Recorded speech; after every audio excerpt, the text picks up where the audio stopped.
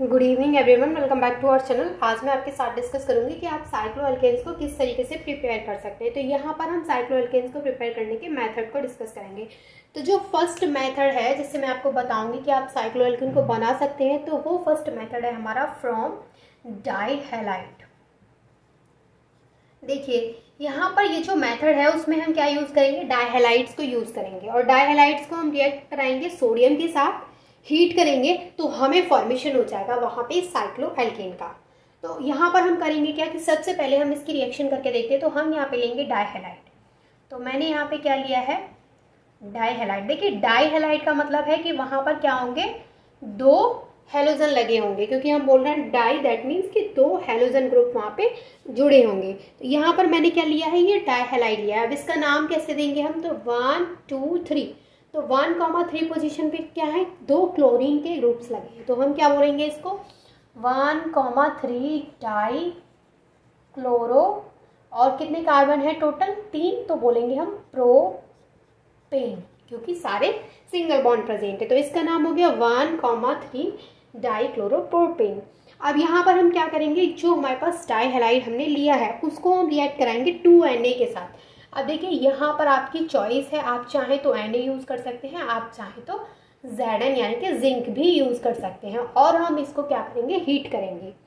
जब हम इसको हीट करेंगे और 2Na के साथ रिएक्ट कराएंगे या फिर जिंक के साथ रिएक्ट कराएंगे, तो यहाँ पर क्या होगा कि ये जो Na है वो इन दोनों क्लोरीन को लेके अपने साथ आउट हो जाएगा। मतलब यहाँ से ये जो Na है वो इन दोनों क्लोरीन को इस तरीके से लेके बाहर निकल जाएगा।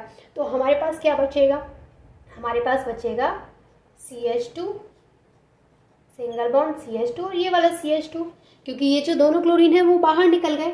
अब आप देख सकते हैं कि यहाँ पर ये जो कार्बन है और ये जो कार्बन है, इन दोनों की वैलेंसी कंप्लीट नहीं है, बिकॉज कार्बन की वैलेंसी कितनी होती है, 4 होती है। और यहाँ पर जो कार्बन एटम है वो ओनली 3 एटम से अटैच्ड है, 2 हाइड्रोजन एटम एंड एक यहाँ पर कार्बन एटम है, सेम हियर। तो हम यहाँ पे क्या करेंगे कि कार्बन की वैलेंसी कंप्लीट नहीं है और कार्बन की वैलेंसी होती है 4, तो क्या होगा कि इनके बीच में बॉन्ड लग जाएगा। तो ये जो स्ट्रक्चर है हमारा वो किस तरीके का स्ट्रक्चर हो गया, इस तरीके का।